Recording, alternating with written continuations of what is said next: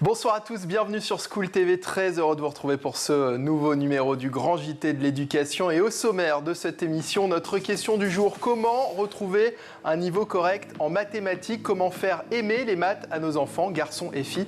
La profession déplore un manque d'attractivité chez les élèves alors que depuis la rentrée, 1h30 de maths est proposée dans les enseignements communs pour les élèves de première. On voit ça avec nos invités.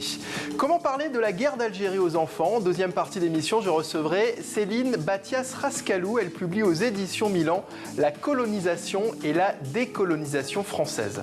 Enfin, dans Souvenir d'écolier, Malika Ménard reçoit cette semaine la comédienne et actrice connue pour son rôle de Céline Frémond dans Plus belle la vie, Rebecca Hampton. Mais tout de suite, c'est l'heure de l'actu en bref avec Mickaël Dos Santos.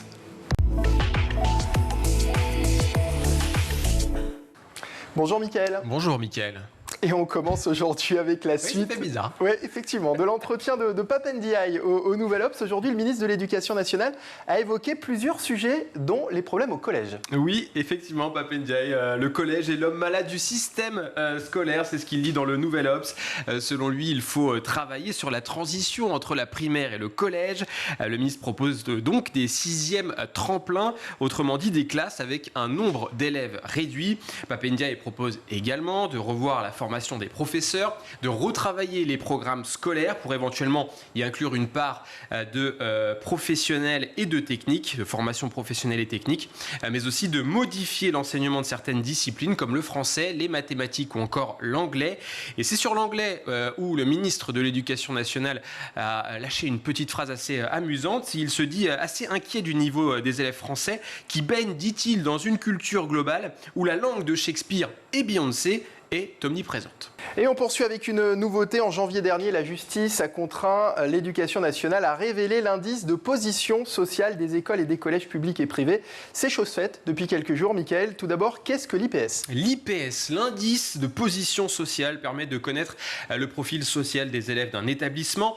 Il prend en compte plusieurs données comme les professions des parents, les conditions matérielles dans le foyer, les pratiques culturelles ou encore l'implication des parents dans les études. Plus cet indice est élevé, plus l'élève grandit dans un contexte familial favorable et donc plus il a de chances de réussir son parcours scolaire. Idem pour l'établissement, plus il a un indice élevé, plus il regroupe des élèves de milieux favorisés. Cet indice a toujours été utilisé par l'Éducation nationale pour attribuer des moyens.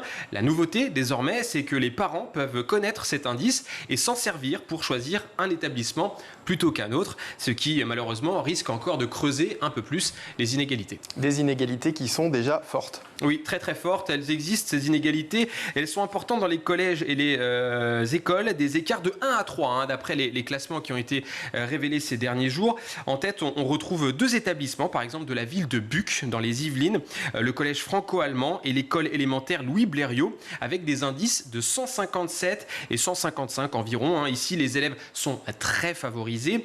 C'est plus que la moyenne nationale de cet indice de position sociale qui se situe au niveau de 102. Alors vous allez me dire, la ville de Buc est très au-dessus et figure en tête de ce classement. Eh bien, à l'inverse, on a la ville de Maripasoula, c'est en Guyane, qui elle aussi réalise un doublé négatif. L'école primaire Antekoum Pata et le collège Grande Man Difou ont des indices très faibles de 49 et 51 respectivement. Donc c'est des établissements où les élèves sont malheureusement très défavorisés. Au niveau des départements, là malheureusement il n'y a pas de réelle surprise. La Seine-Saint-Denis est le département qui détient le plus d'établissements avec un IPS faible. Tout le contraire de certains arrondissements de Paris et des départements des Hauts-de-Seine et des Yvelines.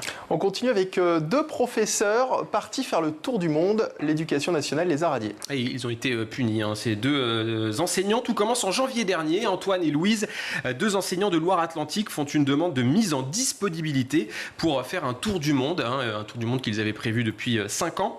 Sans réponse de la part de l'Académie de Loire-Atlantique, ils décident tout de même de partir, convaincus que leur demande va être acceptée. Une erreur de calcul, puisque 2 mois plus tard, l'Éducation nationale refuse leur demande. Le motif, nécessité de service. Ils étaient déjà au Vietnam lorsqu'ils ont reçu cette information et les 2 professeurs ne pouvaient pas se présenter à la rentrée de septembre. la goutte d'eau pour l'éducation nationale, qui a donc décidé de les radier définitivement pour abandon de poste. Aujourd'hui, les 2 enseignants sont en colère, déçus, ils assument leur faute, mais déplorent le manque d'humanité de l'éducation nationale. Ils considèrent avoir été transparents et aujourd'hui, ils veulent être réintégrés, puisqu'on le sait, il y a une énorme pénurie de professeurs dans l'éducation nationale.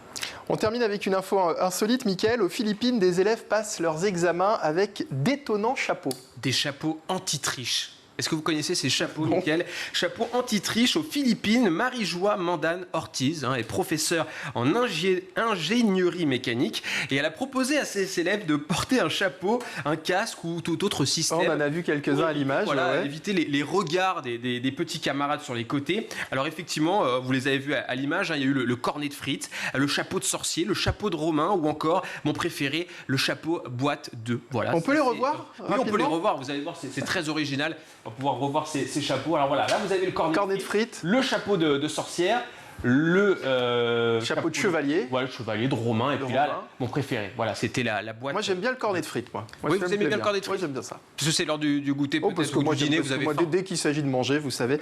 Merci Mickaël. Je vous en prie. À tout à l'heure. Comment retrouver un niveau correct en mathématiques? Comment faire aimer les maths à nos enfants, garçons et filles? C'est l'heure de notre question du jour.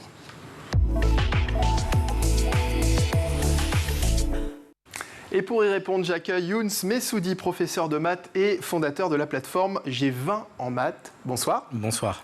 J'accueille également Mélanie Guenet, enseignante, chercheuse et vice-présidente de la Société mathématique de France. Bonjour. Bonsoir. Bonsoir. Mélanie Guenet, pourquoi les Français sont-ils nuls en maths? Vous me posez une question qui est quand même difficile à répondre en une phrase. Est-ce que les Français sont nuls en maths déjà? Quand on voit ces chiffres, le dernier classement Teams, classement international sur l'enseignement des maths, place la France au dernier rang de l'Europe, 40e dans les pays de l'OCDE, derrière l'Albanie et le Kazakhstan. Oui, alors ce qu'on peut constater, c'est qu'effectivement, les études internationales, au fur et à mesure des années, montrent un déclin du niveau des jeunes Français. Au fur et à mesure de l'avancée des années. Donc ça, c'est des indicateurs qui montrent qu'on est devenu de plus en plus mauvais, en tout cas fragile. Soyons honnêtes, ces chiffres sont effrayants. Moi, quand j'ai l'impression de lire un article du Gorafi, mais sauf que c'est réel, ce sont des chiffres qui relèvent d'études sérieuses.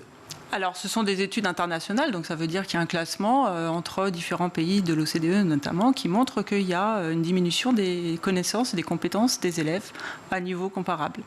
Voilà. Après, ce ne sont que des indicateurs, donc après, il faut s'interroger plutôt, pas tellement de savoir, s'interroger sur les causes. Et donc, qu'est-ce qui a fait qu'on est passé d'un pays où les niveaux de mathématiques étaient très avancés, je pense à il y a 30 ans, où on avait une école mathématique, on a toujours une école mathématique de très haut niveau et très très performante, puisqu'on est quand même au niveau de la toute petite élite des médailles Fields en tout premier avec les États-Unis.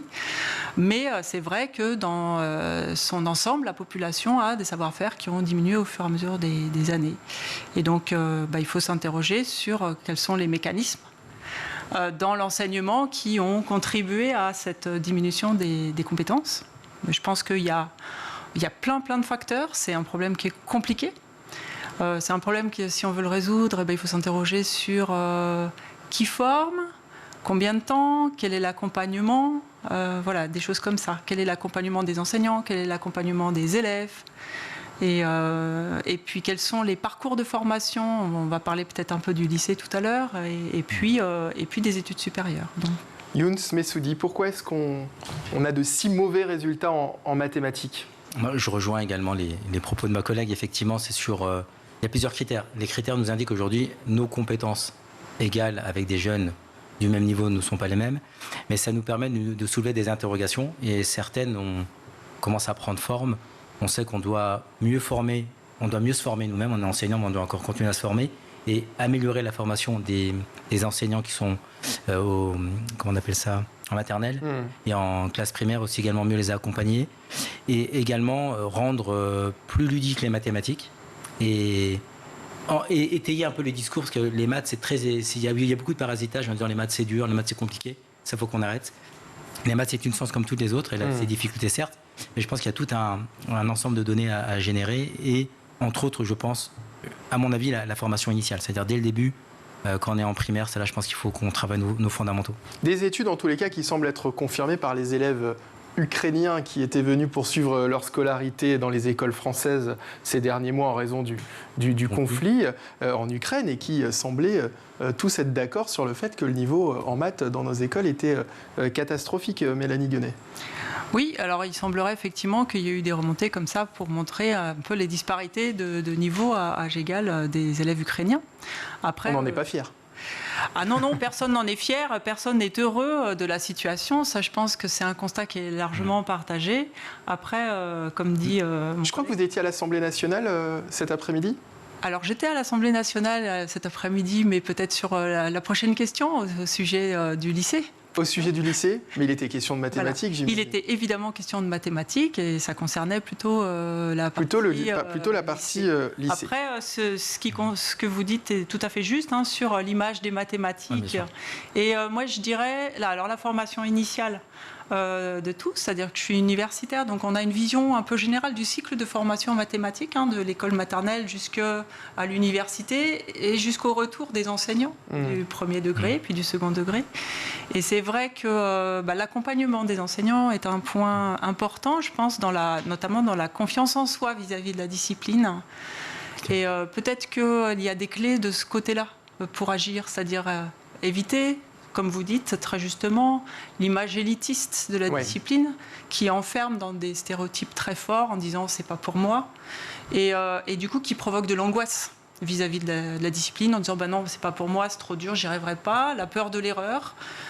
C'est quelque chose qui revient dans les études TIMSS d'ailleurs, cette peur de l'erreur, parce que ce qui nous est reproché, alors c'est l'étude TIMSS d'avant 2015 je crois, où on reproche aux élèves de manquer d'initiative. C'est-à-dire les exercices où il y a de la prise d'initiative, ils refusent de la prendre. Ça veut dire qu'il y a un problème de confiance en soi. On va prendre des risques. Parmi les élèves. Mais ça veut dire que ça vient aussi du fait que les enseignants eux-mêmes ont peut-être peur de oser ne pas savoir, oser se tromper, dire que c'est pas grave. Donc il y a un problème de confiance en soi à gérer et qui est lié à cette vision élitiste de la discipline. Younes Messoudi, des clés, vous en avez certainement. Vous avez créé une plateforme G20 en maths. Vous avez même la chemise, je vois. Voilà, g20enmaths.com, c'est l'adresse. Comme son nom l'indique, ça promet. Donc c'est une plateforme qui promet de relever son niveau en mathématiques.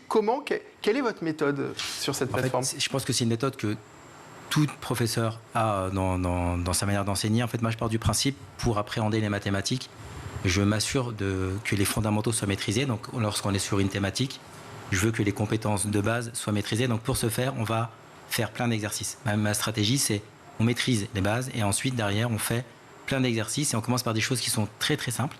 Ça donne de la confiance aux jeunes parce que c'est un des moteurs, la confiance en soi. Et ensuite, on va monter en puissance sur les exercices. Et en fait, moi, je valorise un peu de gamification. Tu réussis un exercice, tu gagnes un petit badge. Avec les badges, tu passes des grades, tu deviens professeur. Système de récompense. C'est ça, effectivement. Et ça c'est des jeunes. Mais je pense que c'est un des leviers. Et ça revient à ce que vous disiez. Moi, je dis à mes jeunes, la différence entre vous et moi, quand je dis ça à mes élèves, hormis l'âge, et le fait que j'ai plus de cheveux, donc ça les fait sourire, c'est parce que je me suis trompé plus de fois que vous en faisant des exercices. Je me suis tellement trompé en faisant des exercices, un petit moins, j'oublie un plus, que derrière, à un moment donné, j'ai compris mon erreur. Et j'ai refait les exercices et à un moment donné, je ne les fais plus. Je lui dis, voilà, c'est la pratique et surtout de la prise en confiance. Et ça, je suis entièrement d'accord avec vous. Il faut qu'on donne, en fait, lorsqu'on enseigne à nos jeunes, il faut leur dire, toutes les sciences ou toutes les matières, on est capable de faire, on peut se tromper. C'est pas grave si on se trompe, on y va. Et effectivement, les sujets du bac, quand il y a des questions, toute recherche d'initiative sera accréditée 2 points, personne ne le touche. Parce qu'en fait, ils ont peur de ça. Ils se disent, non, c'est pas un truc que j'ai vu, je veux pas... Alors le système de récompense, ça existe, il y a beaucoup de professeurs qui le font déjà à l'école, mais qu'est-ce qui pêche selon vous dans l'apprentissage des maths à l'école ? Alors moi, j'ai pas la science infuse, mais mon expérience des 15 années d'enseignement, c'est vraiment la base. C'est-à-dire, en fait, ça va vous paraître, je l'ai dit tout à l'heure, on échange ensemble, le petit signe moins, on le rencontre tout le temps, et là, les jeunes, en fait, ne maîtrisent pas, ils ne savent pas additionner des nombres relatifs, et ils ne connaissent pas certains de la table de multiplication. Donc derrière, avec ça, les bases que nous, on veut ensuite inculquer, ça ne va pas être possible de pouvoir augmenter notre savoir. Et donc les jeunes, aujourd'hui, accumulent des difficultés. Ont toujours le discours, ouais, c'est dur, les maths, je ne veux pas y arriver, c'est pas fait pour moi. Avec ces éléments-là, ils font que derrière, ils ne progressent pas. Donc après, ils laissent tomber la matière. Et on va en parler avec la réforme qui est eue actuellement. Dès la fin de seconde, beaucoup de jeunes fuient les mathématiques. Et on va en parler tout de suite parce que je sens que depuis tout à l'heure, tous les deux, vous avez très envie de parler de lycée. Et c'est effectivement un sujet dont on parle beaucoup, dont on a beaucoup parlé sur School TV la saison dernière. L'ancien ministre de l'Éducation avait reconnu des lacunes dans la réforme des lycées au sujet des maths et avait promis de remettre les maths au tronc commun à la rentrée pour les élèves de première. Sauf que les maths n'ont pas réellement retrouvé leur place dans le tronc commun. Pour le moment, il y a bien 1h30 de maths en plus, mais c'est facultatif. C'est ça, Mélanie Guenet. C'est ça. Alors, pour l'instant, c'est une mesure transitoire, c'est-à-dire que les décisions, pour l'instant, pour la rentrée 2023, ne sont pas prises. Et donc, on attend... ne sont pas prises, sauf que le ministre avait dit, je parle de l'ancien ministre, donc de Jean-Michel Blanquer, avait dit que ce serait remis au tronc commun à la rentrée 2022. Ça n'a pas été le cas. On nous a dit que ce serait pour la rentrée 2023. Mais là, vous êtes en train de me dire que la décision n'est pas clairement prise. Pour l'instant, on n'a pas eu d'annonce officielle pour dire qu'est-ce qui était mis en place l'année prochaine dans le détail. Et est-ce qu'on va l'avoir au mois d'août 2023, comme ça a été un peu le cas cette année, finalement? Je ne peux pas vous dire, moi je ne suis pas ministre. Oui, bien sûr, mais parce que finalement, c'est un peu ce qui s'est passé, là. Oui, alors l'année dernière était un peu particulière, puisqu'il y a eu les élections, il y a eu le changement d'assemblée, changement de ministre, donc on peut imaginer qu'effectivement, c'était difficile de...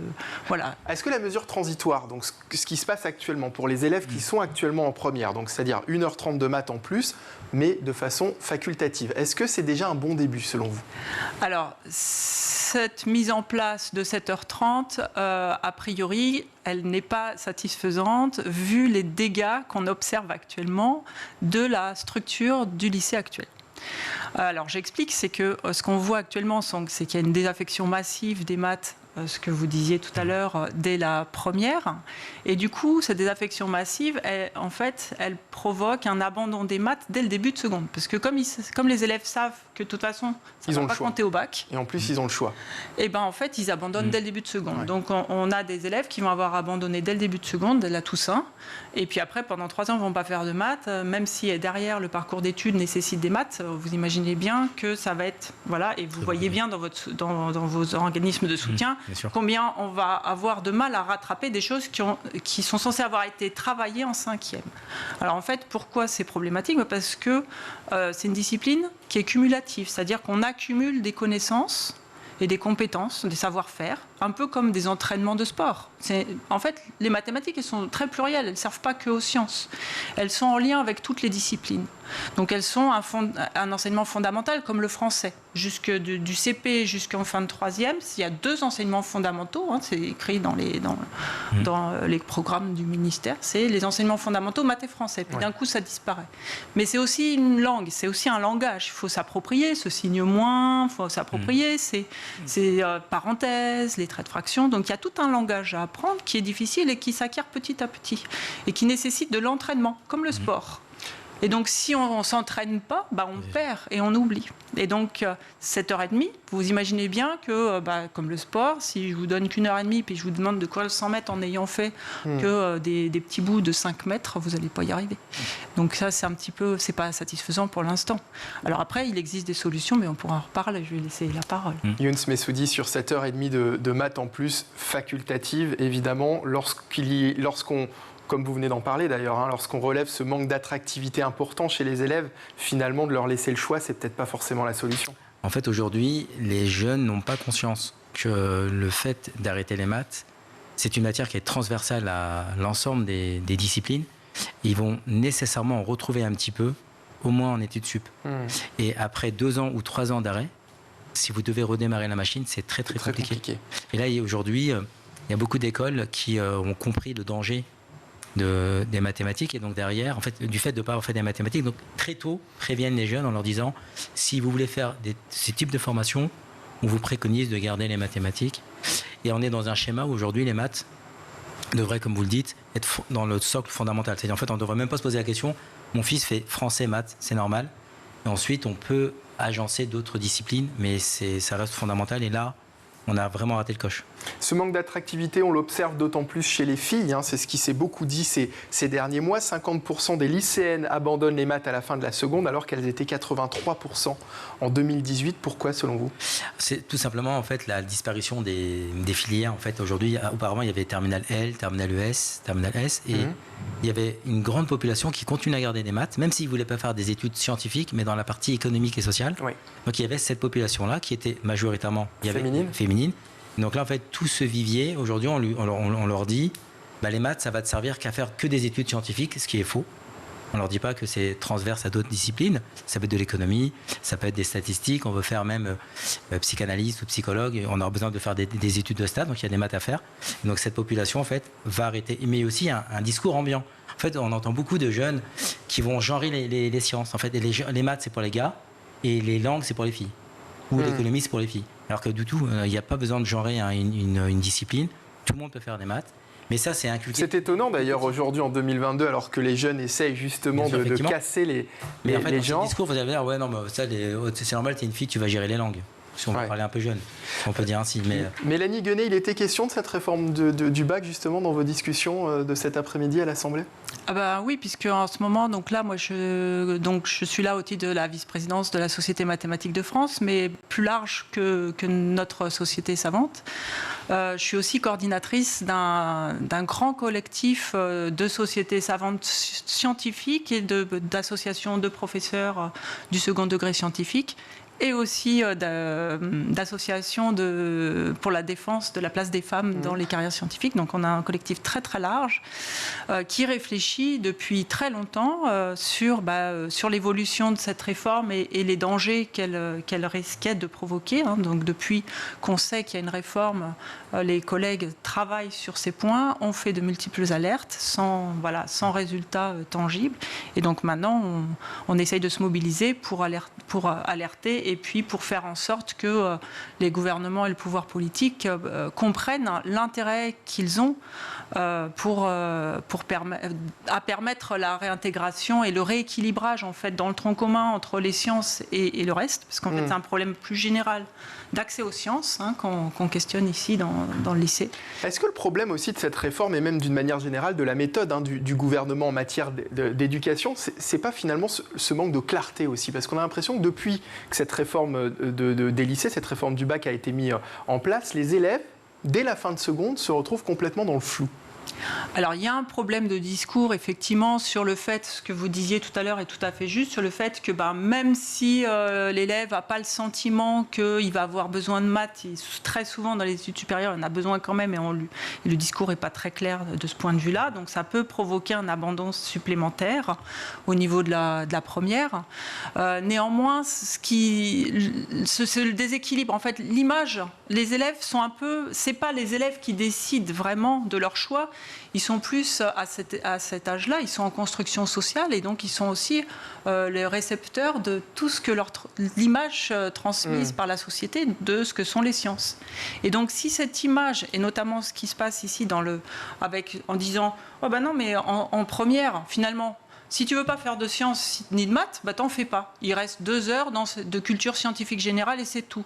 2 heures sur 28 heures, ça traduit une image extrêmement négative des sciences, bien sûr. Donc on dit ça n'a pas d'importance. Donc le message actuellement traduit par la réforme, c'est les maths, on s'en fiche. Les sciences, 2 heures, un peu de culture scientifique et puis ça ira. Et donc, bien sûr, c'est pas du tout valorisant. Donc ensuite, il y a tout ce Il y a une mauvaise communication finalement. C'est pas que la communication, c'est le fait qu'il n'y ait pas de sciences ni de maths obligatoire. Et ça traduit aussi une mauvaise... Voilà. Et tant qu'on n'aura pas remis obligatoire un minimum de culture, de savoir-faire et de compétences scientifiques et mathématiques, au moins jusqu'en première. On disait maths et français, pareil, même combat, on fait un bac anticipé en maths pour tout le monde, adapté à chacun. Mais par exemple, comme le français. Ouais. Et à ce moment-là, on n'aura plus ce problème de désaffection dès la seconde, parce que les élèves sauront pourquoi ils travaillent jusqu'en première. Une étude intéressante également du CAE, le Conseil d'analyse économique, affirme que le manque de compétences des Français en mathématiques est responsable de la baisse de la productivité du travail en France par rapport à l'Allemagne et aux États-Unis. Les mathématiques influenceraient sur la capacité à travailler en équipe, à s'organiser et à s'adapter. Vous êtes d'accord avec ça, Younes Messoudi ? Là, sincèrement, très bonne question. L'impact direct sur le comportement de l'individu dans un groupe ou dans un travail, sur le fait qu'il ait fait maths ou pas, là, sincèrement, je vois comme ça. Selon cette même étude, l'amélioration du niveau en maths pourrait relancer l'économie. Alors, en fait, aujourd'hui, moi, je traduirais plutôt, on est dans un temps où le numérique, tout ce qui est numérique, tout ce qui est digital, tout ce qui est data science est en train d'exploser. Et là, on va avoir besoin de personnes qui sont compétentes en mathématiques pour appréhender ces mécanismes. Donc là, sur cet aspect-là, oui. D'ailleurs, c'est paradoxal. C'est-à-dire, on le sait que tous ces domaines sont des domaines qui explosent. Et à côté de ça, on baisse... des chantiers proposés par le président, M. Macron, pour 2030, sur certains chantiers... Sur le numérique, va à contresens de la réforme. C'est-à-dire, en fait, aujourd'hui, si vous ne formez pas les jeunes en sciences, vous n'aurez pas en 2030 des ingénieurs ou des docteurs en maths ou en data science pour pouvoir même développer tout ce qui est l'intelligence artificielle. Et comment vous expliquez ce paradoxe qu'il y a entre, d'un côté, effectivement, ces nouveaux métiers qu'on cherche aujourd'hui à développer et cette réforme qui va à l'encontre des sciences, finalement, alors, Mélanie? Je pense que c'est... Ouais.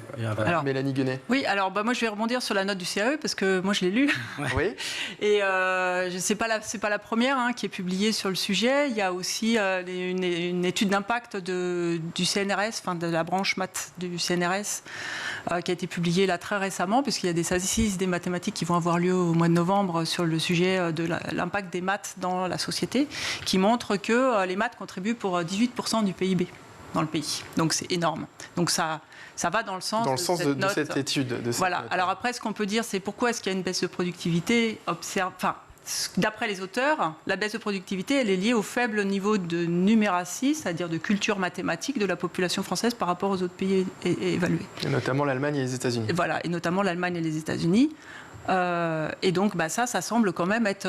voilà, il y a quand même beaucoup de travaux d'économie qui vont dans ce sens-là. Et donc, effectivement, la réforme, elle va à contresens de ce qui est...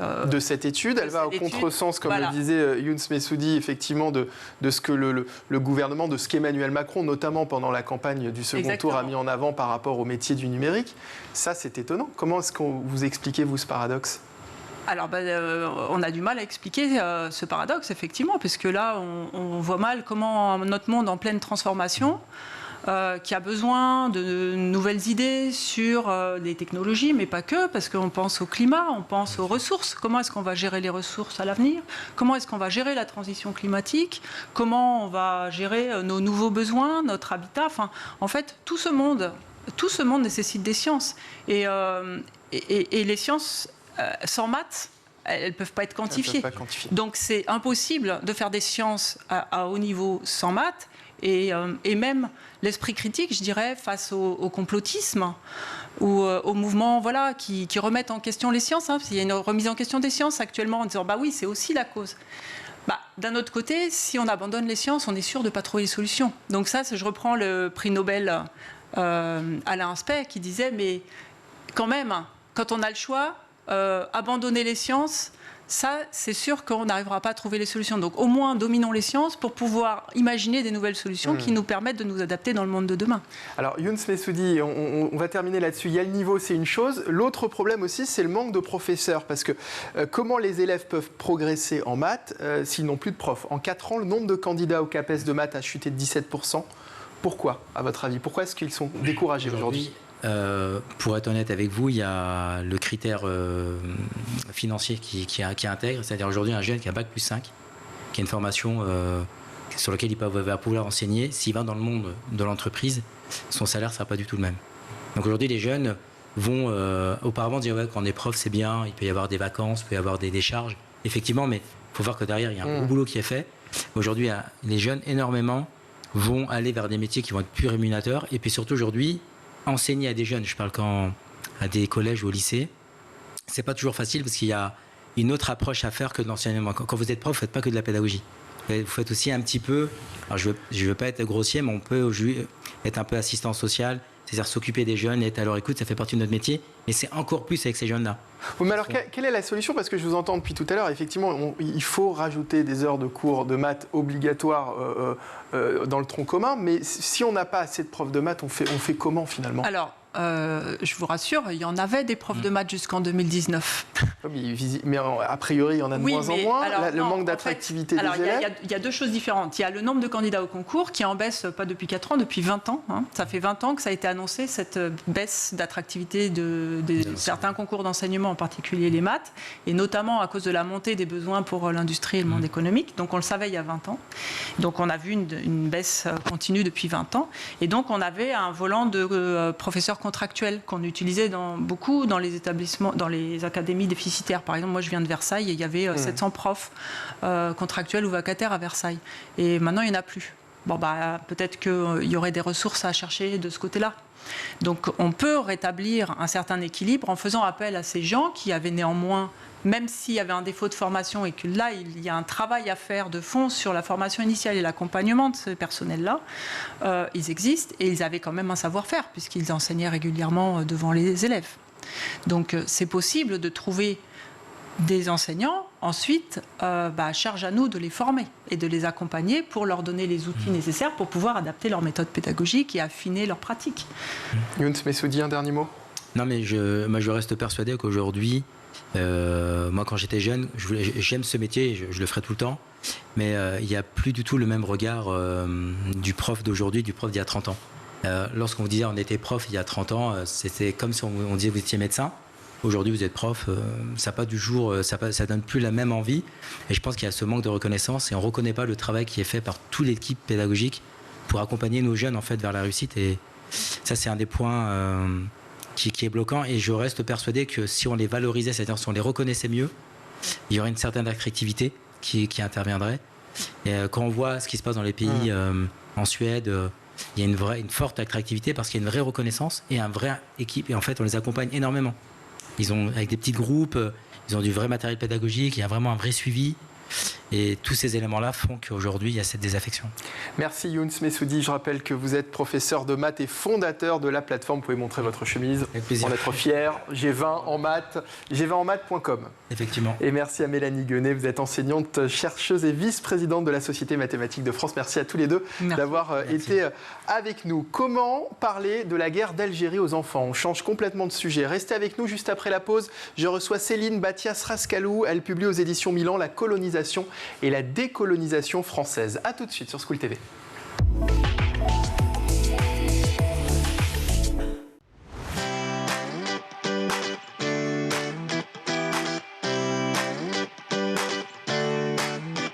Chaque jour dans La Quotidienne, je reçois un invité pour parler d'éducation sans langue de bois. La Quotidienne, c'est l'émission qui partage avec vous des clés de compréhension et des pistes d'action. Tout cela avec une formidable équipe de chroniqueuses qui vous parlent nutrition, pédagogie, littérature jeunesse. L'école, c'est la vie et c'est aussi l'avenir de vos enfants. Initiative locale, orientation, école à l'étranger. Je vous donne rendez-vous tous les jours dans le MAG sur School TV pour aborder une thématique forte de l'éducation en plateau, des profs, des parents, des élèves et des élus. Vous avez la parole tous les jours dans le MAG sur School TV. Le numérique ouvre le monde des possibles. On se retrouve tous les jours dans l'école du futur pour s'inspirer, pour décrypter la tech, le numérique, l'histoire, l'art ou encore les sciences, toutes ces matières qui nous permettent de mieux comprendre le monde de demain. Tous les jours, je vous retrouve dans le Grand JT d'éducation pour débriefer ensemble l'actualité de la journée et se questionner sur l'avenir de nos enfants à l'école. En compagnie de chroniqueurs et d'invités, nous tenterons de répondre à une question d'actualité qui concerne l'éducation. Nous vous donnons chaque jour la parole dans le Grand JT d'éducation. Toutes les semaines, on se retrouve dans Souvenirs d'écolier. Je vous propose un tête-à-tête avec une personnalité. Elle viendra se confier sur son enfance, elle nous racontera des anecdotes de sa scolarité et puis elle nous livrera sa vision de l'école d'hier et d'aujourd'hui.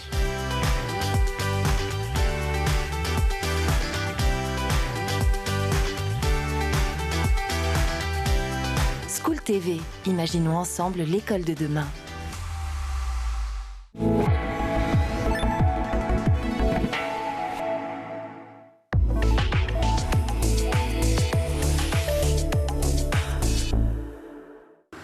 De retour sur School TV, merci de nous avoir rejoints pour la deuxième partie du Grand JT de l'éducation en compagnie de Céline Bathias-Rascalou. Bonsoir.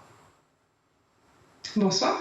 Vous êtes historienne et auteure du livre « La colonisation et la décolonisation française ». C'est aux éditions Milan, illustration de Juliette Roux.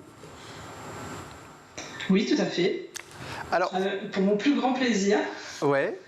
Parlez-nous de ce livre. Alors, c'est un livre qui fait partie d'une collection, Mes petites questions, c'est ça ?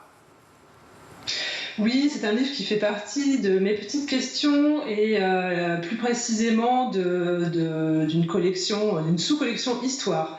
D'accord. Voilà, donc avec un focus sur des périodes historiques. Ouais, il y a plusieurs catégories dans mes petites questions, c'est ça. Il y a histoire, il y a nature, il y a géographie, il y a plein de sous-catégories. Oui, c'est ça. Très bien. Vaste sujet qu'est la colonisation et la décolonisation. On pense bien sûr à l'Algérie, qui est l'exemple le plus récent, avec toutes les douleurs et les plaies que cette guerre a laissées des deux côtés. D'ailleurs, il y a un drapeau d'Algérie en couverture, mais dans ce livre, vous ne parlez pas que de la guerre d'Algérie. Non, pas du tout. On a essayé d'englober la totalité de la période historique et la plus connue de la colonisation française. On n'est pas parti de l'époque de François Ier et des colonies américaines, mais vraiment de la période à partir du 19e, en lien avec la mondialisation des relations diplomatiques et du coup, effectivement, jusqu'au mouvement de décolonisation dans les années 60. Et l'idée, c'était d'arriver à donner un beau panorama de tout ce qui s'était passé à cette période-là, et sans oublier effectivement les dossiers dont on a peut-être plus l'habitude d'entendre parler, comme la guerre d'Algérie, mais il y avait beaucoup de colonies, et il s'est passé beaucoup de choses, donc on a essayé vraiment de faire un tableau de toute cette période-là. Voilà, et puis effectivement... C'est la fresque dont vous parlez d'ailleurs qu'on retrouve en première page, qui est là. Oui. Voilà. Oui, c'est ça. Et sur laquelle alors, parce que dans cette nouvelle collection, il y a des frises, effectivement. Absolument. Qui récapitulent... pourquoi avoir eu envie d'écrire sur ce sujet et d'écrire sur ce sujet pour des enfants ? Alors, j'ai été contactée par Milan, en fait, très pragmatiquement, qui cherchait quelqu'un pour travailler sur ce sujet-là. Et alors, j'étais très honorée parce que c'est une période qui n'est pas facile à raconter à des enfants. C'est une période grave, il s'est passé des choses violentes. Et du coup, c'était un beau challenge pour une historienne de relever le défi. Et Milan, en fait, du coup, a pensé à faire ce focus-là sur la période coloniale et la décolonisation. C'était le moment où, en fait, il y avait plein de documentaires à la télé, comme Colonisation sur France 2 et Décolonisation sur Arte, et où finalement, où on en parlait beaucoup aussi dans les médias, à la suite du rapport Stora, et où finalement il n'y avait rien pour les enfants, et qui entendaient tous les jours leurs parents, enfin en tout cas, qui pouvaient entendre ce qui se passait à la radio et entendre parler de cette période-là, et qui peuvent être aussi... par leur histoire familiale, des enfants dont la famille a été touchée par ce processus-là de colonisation, de décolonisation. Donc un sujet un petit peu confisqué par les adultes, et qu'on avait envie un petit peu de remettre entre les mains des enfants pour leur donner des clés, pour décrypter un petit peu tout ce qui se passait autour d'eux, tout ce dont ils pouvaient entendre parler, et voilà, et aussi de servir d'échange pour les parents ou pour les professeurs qui aborderaient ces questions-là, avec l'idée qu'il n'y a pas de sujet... Et un sujet qui déchaîne aussi les passions.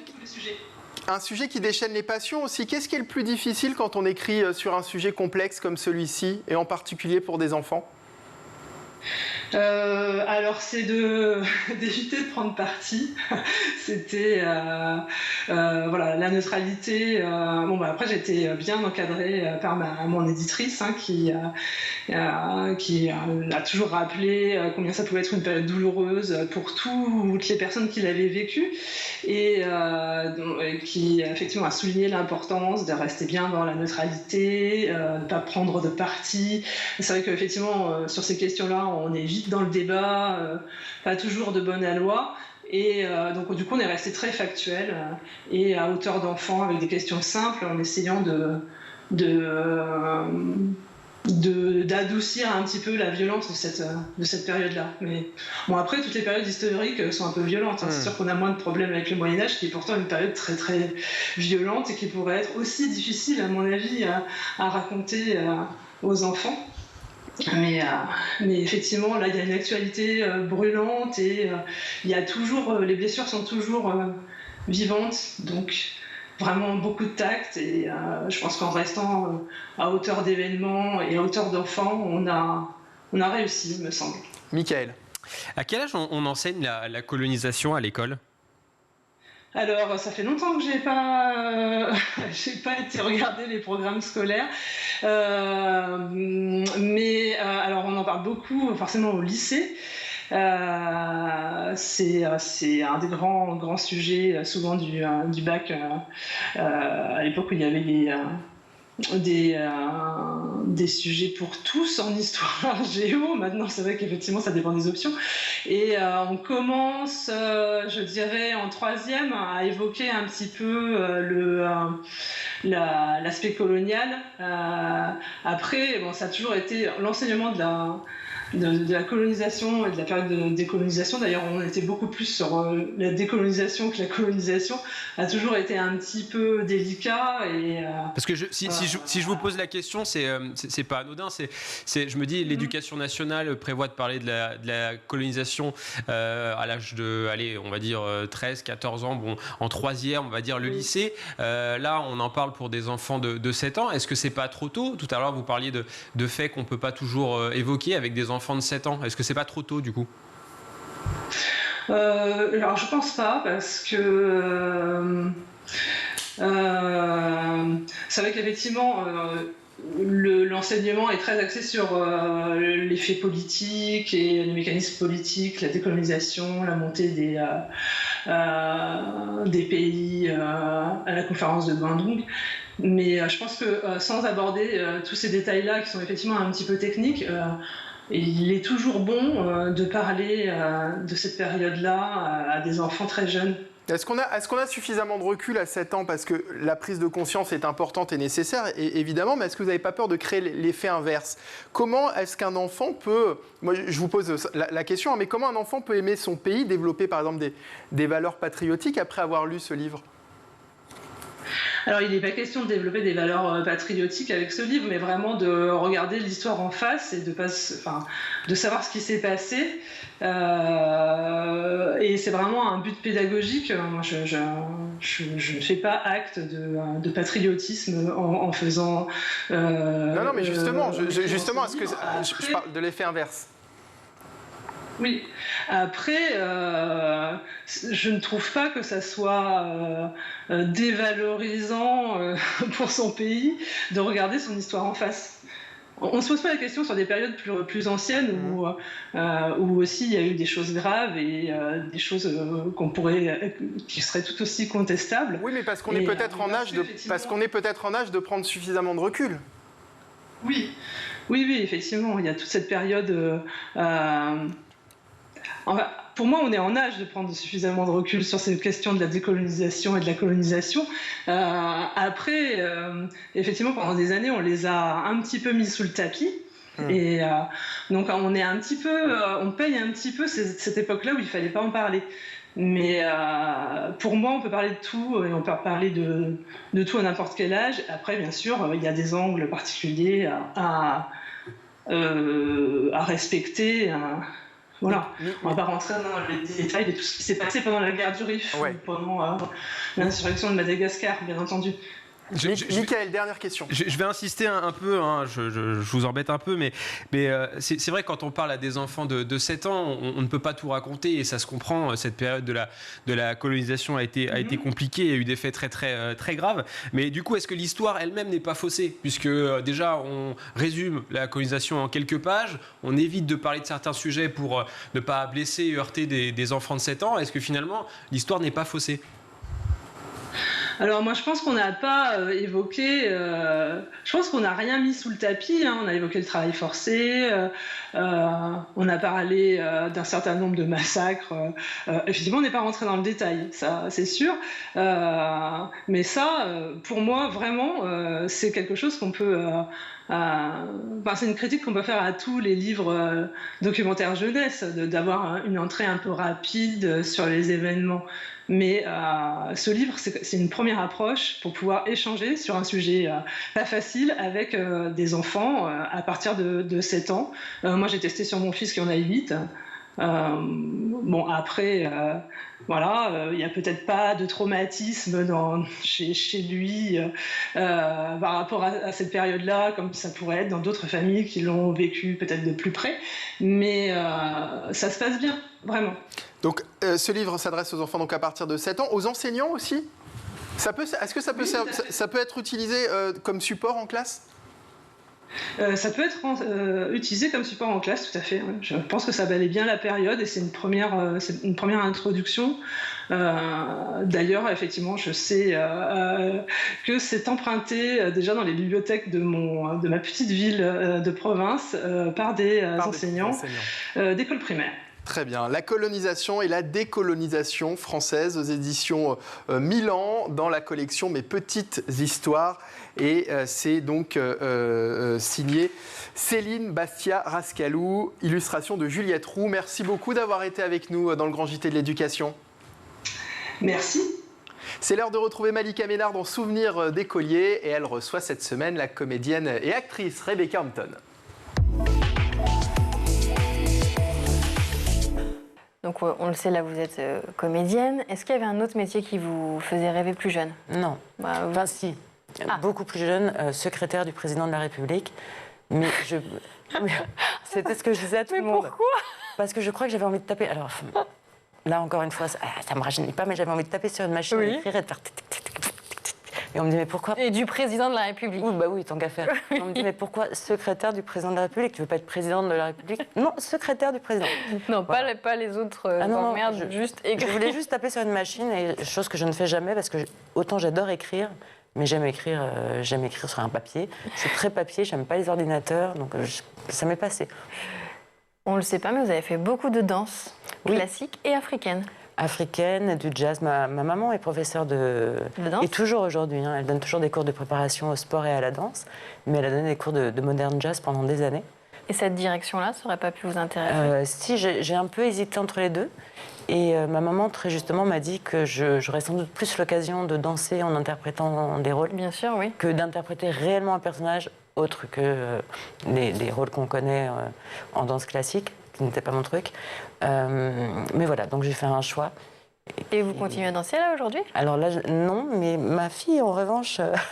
Elle danse? Oui, ma fille danse beaucoup. Elle a 9 ans, donc? Elle a 9 ans et elle va passer le concours des petits rats de l'opéra.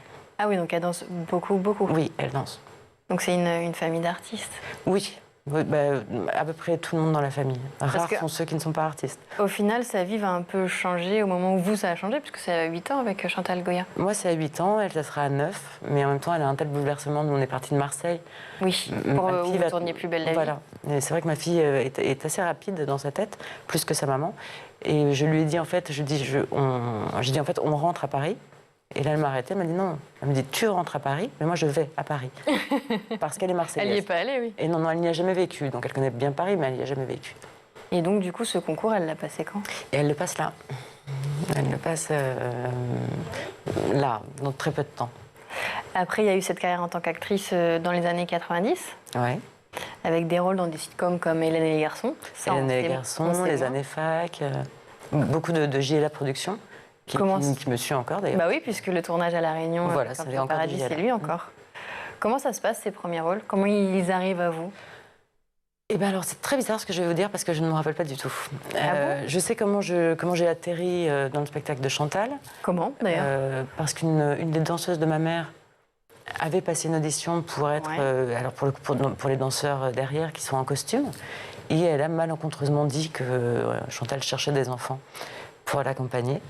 Donc ma mère a dit vas-y avec toute la famille c'est pas grave, donc toutes les cousines on est toutes parties. Vous avez toutes passé le casting en famille? Oui, je crois qu'on est parties assez nombreuses et voilà, puis j'y suis restée. Et après pour le livre de Marie, qui est le titre du film d'Anne-Marie en CM2, celui en CM2, pareil, c'est une élève de maman qui a dit non je sais pas si c'était une élève de maman ou je crois que c'était dans l'IB. Comme ça, vous savez quel journal ma mère lisait.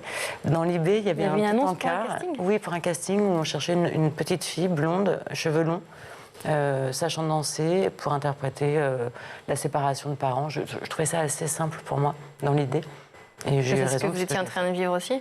Non, moi, ils s'étaient séparés depuis longtemps, mais j'avais les cheveux longs et je dansais, donc c'était pas trop compliqué. Et qu'est-ce qui se passe du coup entre le CM2 et ces autres rôles qui en suivent? Eh ben, il se passe qu'en fait, j'apprends qu'il faut absolument le bac pour passer le Conservatoire de Paris. Dramatique. Ouais. Et je n'ai qu'une envie, c'est de passer ce fameux concours du Conservatoire, parce que j'ai l'impression que je ne pourrais jamais être comédienne sans ce concours, un peu comme une danseuse classique veut rentrer à l'Opéra de Paris. Il s'avère qu'il ne fallait pas le bac pour passer ce concours, et pour la petite histoire, je n'ai pas eu le concours du Conservatoire, ni de la Rue Blanche. Mais Jouvet non plus, et pourtant Jouvet a une salle qui s'appelle Mais à ce moment-là, vous vous dites, en gros, je fais tout jusqu'au bac. Ah, mais je me suis dit, je fais tout bien, et puis comme ça, Quel je bac, passe du coup, le alors concours. Ah, bah, il aurait été littéraire. Ouais. Oui. Non, je préférais un bac très scientifique. Non, je plaisante. Je ne suis absolument pas scientifique. Mais du coup, vous l'avez eu, le bac? Pas du tout. Vous êtes arrêtée du coup, dès que j'ai appris qu'on n'avait pas besoin de l'avoir, je suis... Et c'est là que vous avez... Ne le dites pas à ma fille, il faut avoir son bac. Et c'est là qu'après, il y a eu ses premiers rôles, alors? Et après, il y a eu ses rôles à la télé, il y a eu mes premiers pas sur scène, vraiment en tant que comédienne de théâtre. De théâtre? Ah, déjà, alors? Après, je partais en Belgique, tourner parce que c'était très compliqué, parce qu'en fait, je prenais des cours de théâtre, mais il fallait les payer, donc il fallait travailler. D'accord. Et j'ai fait plein de métiers à côté. Comme quoi? Alors, j'ai été barmaid très longtemps. Et notamment dans un karaoké où il fallait chanter en même temps. En même temps que vous serviez les gens? Sans les rollers, c'était pas mal. Déjà, à pied, c'était bien. Et puis, j'ai même été chauffeur de voiture pour une productrice. D'accord. Et là, j'avoue que je n'ai pas fait long feu parce que je ne suis pas très, très bonne conductrice de voiture. Donc, au bout d'une semaine, elle m'a dit, en fait, je pense que non, on va s'arrêter. C'est déjà la fin de ce numéro. On se retrouve demain, toujours en compagnie de Rebecca Hampton pour la suite de Souvenirs d'écoliers. À demain. Merci Malika, et à demain, toujours en compagnie de Rebecca Hampton pour un nouveau Souvenir d'écolier. C'est l'heure du meilleur de School TV, voici le Zap. La philosophie naît d'un émerveillement, d'un étonnement devant le monde. Donc on s'émerveille, on s'étonne et les questions surgissent. Donc les enfants sont très bien placés pour poser des questions philosophiques. Je vous ai cité quelques-unes des questions que j'ai empruntées à un entretien que vous avez donné il n'y a pas très longtemps pour raconter comment vous-même vous êtes passé d'un doctorat sur Wittgenstein, si je me souviens bien, à la philo. Pour les enfants, est-ce qu'il y a des questions qui reviennent, des questions récurrentes? Une des premières questions qui surgit chez l'enfant, c'est la question de la mort. Bien sûr, parce que voilà, l'enfant très jeune se demande où il était avant de naître et bien sûr où il sera après. Donc c'est vraiment une des premières questions qui est d'ailleurs le thème de le goût de la vie. Absolument. Ce petit album qui est paru chez le Père Castor. Qu'on remonte, c'est super. Et puis plein d'autres questions sur la liberté, la justice, la vérité, l'amitié. C'est vraiment des thèmes qui interrogent les enfants dès le plus jeune âge. Depuis que vous vous intéressez à la philo pour les enfants, vous avez créé un tas de dispositifs finalement pour engager la conversation avec eux, pour déclencher le dialogue. Il y a les livres, il y a des cartes également. Voilà, apparemment, vous faites des ateliers. Tout à fait. Moi, marionnette, je découvre à l'instant. Mais par exemple, les ateliers, comment ça fonctionne? Je crois que vous insistez beaucoup sur la notion d'expression libre, mais c'est pas non plus le grand n'importe quoi. Tout à fait. Ces ateliers philo, c'est des espaces d'expression libre mais cadrés. Donc bien sûr, il y a des règles, de règles de respect de parole. Et l'idée, c'est vraiment aider les enfants à construire collectivement une réflexion collective. Donc l'important, c'est vraiment de s'enrichir aussi de la pensée des autres. C'est-à-dire que, bien sûr, en philosophie, il n'y a pas une seule bonne réponse, il y a plusieurs réponses. Donc ces espaces de parole, c'est des espaces où il y a une pluralité de points de vue qui permettent à l'enfant de se décentrer, donc d'être confronté à d'autres points de vue qui lui permettent de s'enrichir et aussi de remettre en question ses préjugés, ses certitudes, ses idées reçues. On parle d'enfants de quel âge? Nous, on commence avec les Petites Lumières, le projet que j'ai fondé en 2014. On commence à travailler dès la maternelle, donc 4-5 ans en général. Happy Index at School 2022, ça y est publié. C'est une enquête que vous présentez d'ailleurs comme l'unique classement des établissements d'enseignement supérieur basé à 100% sur la vie des élèves.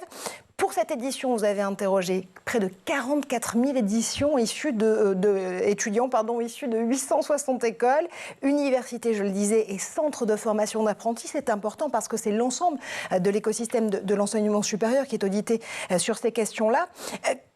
Comment est-ce que vous êtes allé chercher ces 860 écoles et ces 44 000 étudiants ? Alors, Happy at School est un programme qui existe depuis 3 ans. La première année, on a vu une 50aine d'écoles qui ont participé.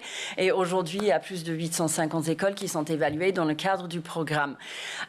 Et ce programme, il est né d'un besoin double.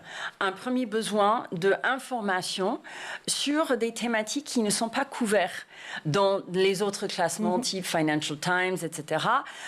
Et on part de la vie étudiante où on traite de la vie associative, des installations dont bénéficient les étudiants, en passant par la qualité de la pédagogie, dont depuis 2 ans, les cours à distance. On regarde ce que pensent les étudiants des services carrières et ensuite leur regard sur ce qui les attend à la sortie. Est-ce que je me sens préparée? Est-ce que je me sens armée? Et qu'est-ce que j'ai envie de faire après mes études?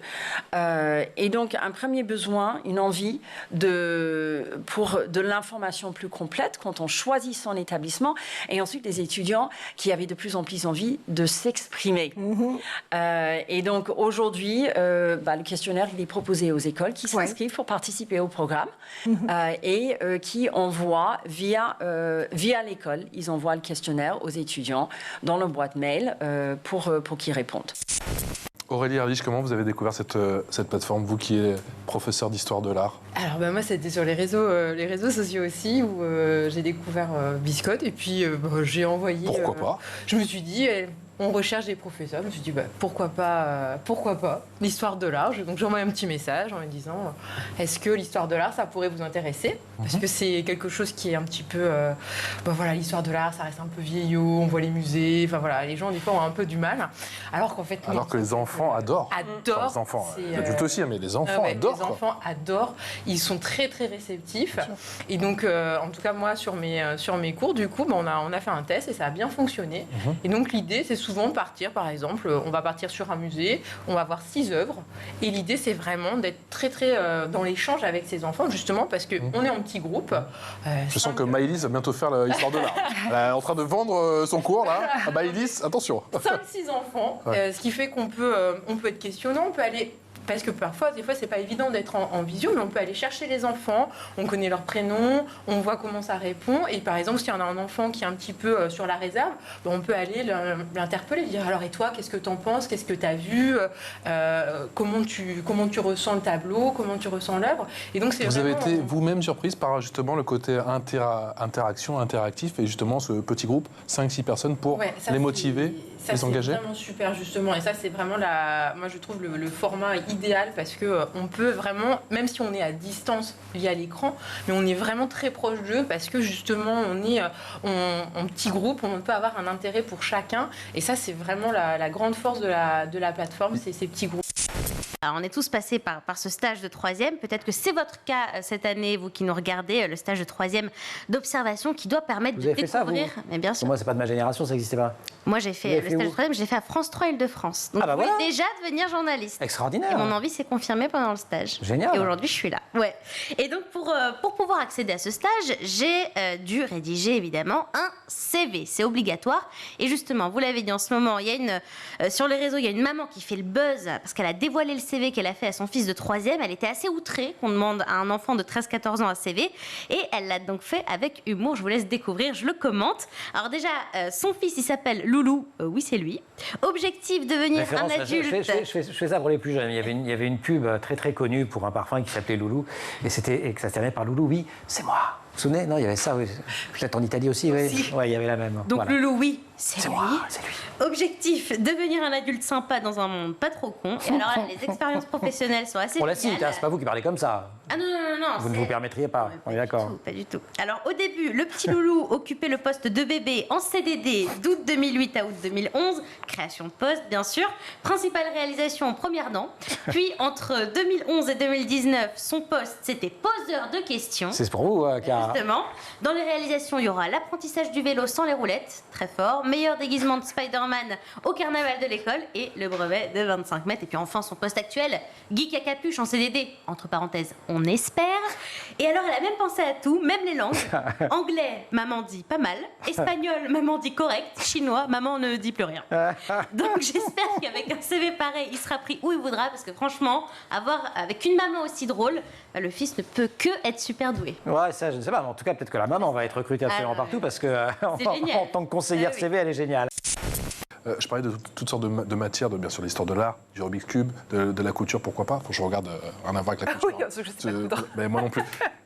Quel genre de matière vous souhaiteriez démocratiser, plus particulièrement en France, que vous avez, vous, repéré, que ce soit en Corée ou que ce soit en Angleterre, par exemple, ou aux États-Unis? Par exemple, vraiment, le sujet de programmation, c'est quelque chose qui nous tient à cœur. Ça tombe bien, c'est la même chose chez School TV. Non, mais c'est vrai, hein. Ils apprennent ici à coder, effectivement, à apprendre le code et à coder au tout petit. Oui, parce que c'est vraiment un langage, donc on apprend mieux quand on est jeune. Et dans d'autres pays, ça commence déjà. Donc en fait, la France, on est à peu près 5 à 17 ans de retard. Et quand nos enfants vont grandir, ils vont quand même aller d'autres pays. Ils ne vont pas être cloisonnés dans la France. Donc on aimerait bien démocratiser le plus rapidement cette matière qui est vraiment en vague, qu'on a besoin plus tard, parce qu'il y aura beaucoup plus de métiers qui est lié à la programmation, mais on ne veut pas on ne veut pas avoir que des développeurs, bien sûr, mais il y aura beaucoup de métiers qui est en lien avec cette matière et ces gens-là. Donc si jamais on comprend, si jamais on sait, dans ce cas-là, on a moins peur et on peut mieux communiquer. C'est vraiment le but de notre apprentissage à travers le Viscote. Et voilà pour le Zap, c'est la fin de ce grand JT de l'éducation. Merci à tous de l'avoir suivi. Merci Mickaël. Merci à vous.